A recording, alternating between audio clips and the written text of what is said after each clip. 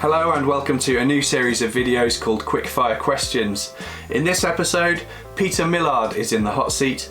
Based in London in the UK, Peter runs a successful YouTube channel by the name of 10 Minute Workshop, which not only documents his projects as a working cabinet maker and carpenter, but also covers some excellent hints and tips and tool-related videos. Peter specialises in things like fitted cabinets, shelving, desks, alcove units, fitted wardrobes, exterior decking, and bathrooms and kitchens. He also produces an excellent podcast by the name of Measuring Up with his co-host Andy Mack from Gosforth Handyman. If you're not familiar already, you'll find a selection of links in the description box below, so please check them out. This is the first time I've ever spoken to Peter, but it felt like we kind of already knew each other because we've been watching each other's channels and chatting through social media and emails.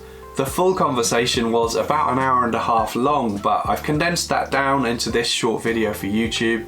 But if you want to check out the full version, which features more questions, then I'll be uploading that as an exclusive video, which will be available on my Patreon page, and a link to that can be found below too. Now, on with the questions. Describe what you do in up to 5 words. I make a mess. Perfect. Sorry, I make a mess for money. What is your main goal for your YouTube channel right now? Right now to grow. We're very much in a growth phase of I call it a business. It's not really a business. It's a kind of a hobby that doesn't pay very much. But it's really, I'm almost exactly 2 years into the YouTube journey, and it's to grow views and subscribers and watch time. And is it something you'd ultimately like to progress towards making more video content and moving away from the sort of paid work? I would quite like to do YouTube as my main source of income, or certainly as a part of my main source of income, rather than running around house bashing. Yeah.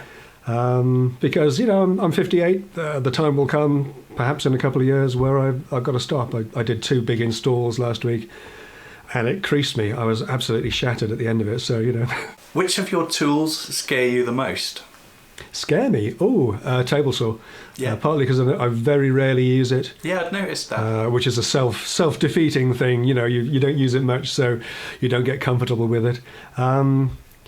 And it has the potential to do far more damage to you than probably any other tool I own. I worked wood for a living for 14 years before I bought one, and I only bought it because it was on special, and I thought I should probably have one. And even now, it just doesn't get much use. It doesn't really do things for me that are particularly useful. The 2 principal uses are narrow rips for things and cutting wedges. That's it. It's a really expensive wedge cutter, yeah. Wipe off excess glue with a damp cloth, or wait for it to dry and then scrape it off? I'm a wait for it to dry and scrape it off man. If you could only use 1 grit of sandpaper for the rest of your life, what would that be? Oh man, that's tough. 1 grit. It would have to be, let's go for P100. P80 is just a little bit coarse. Yeah. P120 is sometimes just a little bit too fine for a lot of the things. If you start with a good quality P100, then it'll last a long time, and it will progressively lose its abrasiveness. So give it a week and it'll become a P120. A couple of weeks it'll be a P180, and if you keep it for long enough, it might make it to a P320 if the disc actually stays intact. Name 1 tool that you'd like to own that you don't currently own. Ooh, okay. There's a choice of 2, and I'm really torn. There's a Lamello Zeta P, which is a bit like a biscuit jointer in that it is a biscuit jointer, but it has special sort of fixings, tensos or clammets, which are particularly good for carcass construction. And the other one is the new Mathel Dowler, the DDF40. Oh, that's the one that you looked at the recent tool show. I looked at it the recent tool show, yeah. What is your most disappointing tool? Right now, it's my Graco Ultramax spray gun, because it died halfway through a job, or not even halfway. What is your favourite tool that you own? I'd have to say the Domino, probably, because the Domino made...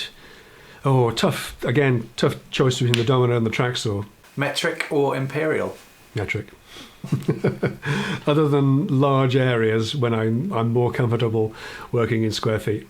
because I struggle with square meters. Although I did discover, courtesy of a subscriber to the YouTube channel, that square meters are roughly, if you just want a rough guide, it's roughly a tenth of the square footage. So 300 square feet is around about 30 square meters. Yeah. Things you learn, yeah. MDF or plywood?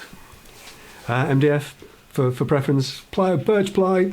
I really like a bit of birch ply when you can get the edges on show. Yeah. But for any kind of a paint and finish, which 99% of my work is, MDF all day long. Moisture resistant, MR MDF, good quality MDF, not the rubbish. Yeah, one of the things that winds me up no end is when somebody says, either in the comments or elsewhere, oh, it's only MDF. Oh, just grow up. Kitchens are only MFC, regardless of how much you pay. There are many different grades and qualities of MFC and MDF, and use the good stuff. Yeah. It's a much better board for not that much more money. What is your worst tool-related injury over the years? There's only two. One was when I was a child. I like knives, and I was particularly attracted to a shoemaker's knife. I don't know what they're called. Curved, sort of hooky blade to it.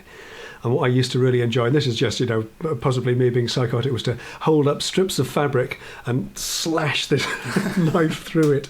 Old curtains, yes, great fun. And I managed to catch my thumb with it once. And there was that slight sort of thunk sound.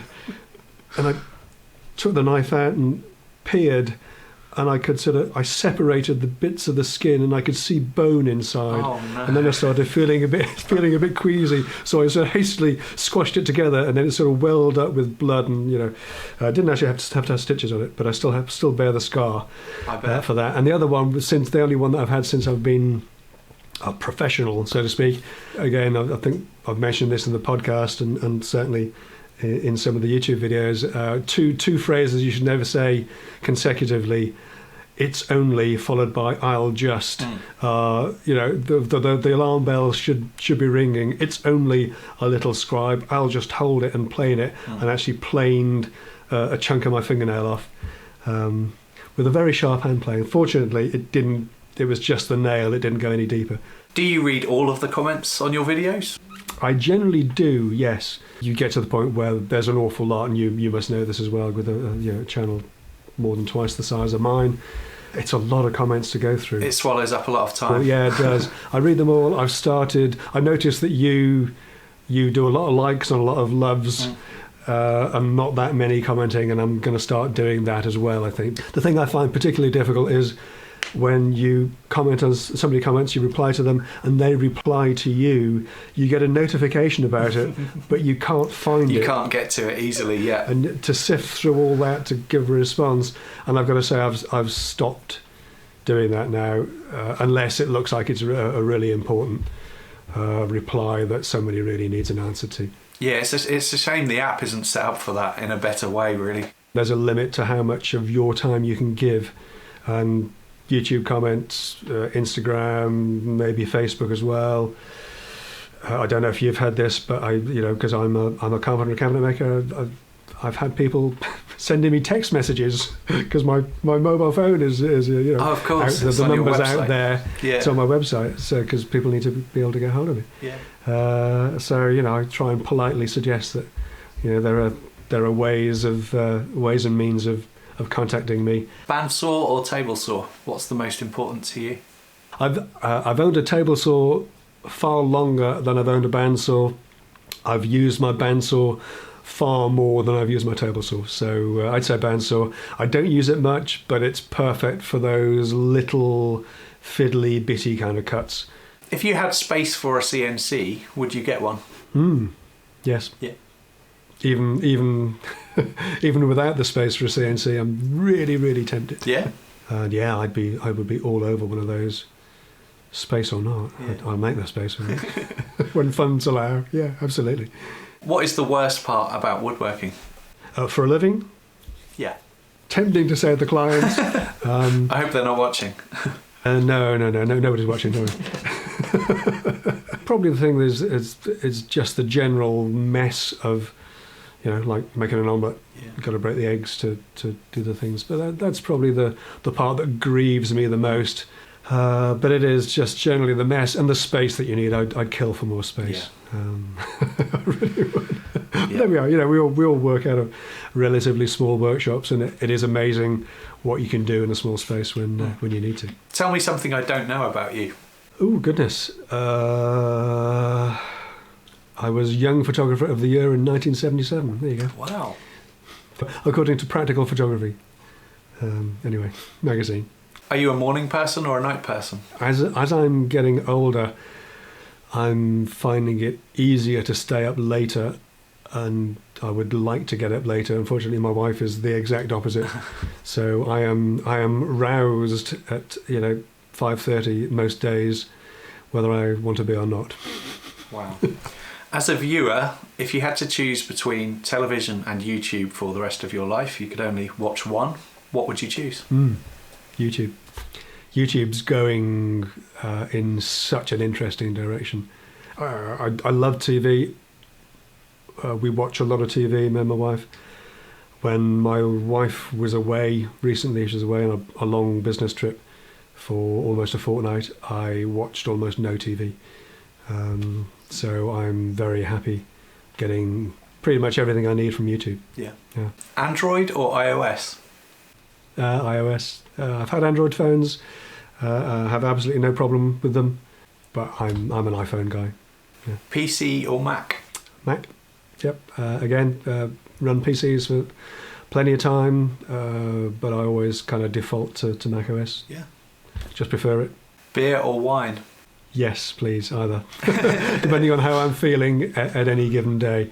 The two are easily interchangeable, but obviously not during the same evening, because grape and grain shouldn't mix.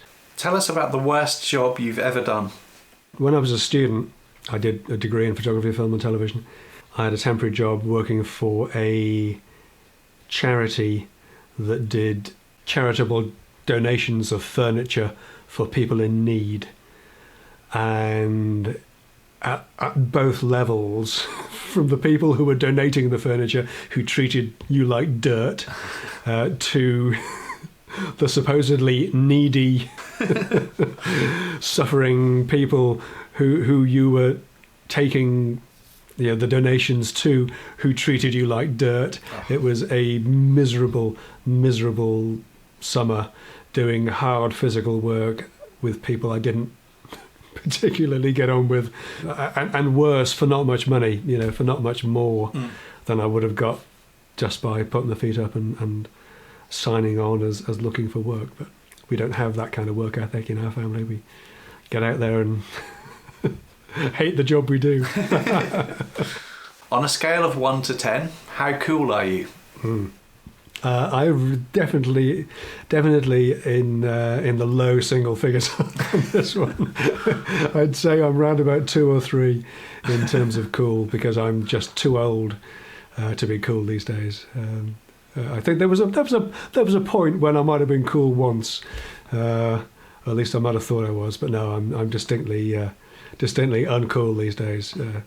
Ask my children. So that's it for this one. A huge thank you to Peter for taking part. Don't forget you can find links to Peter's online content in the description box below.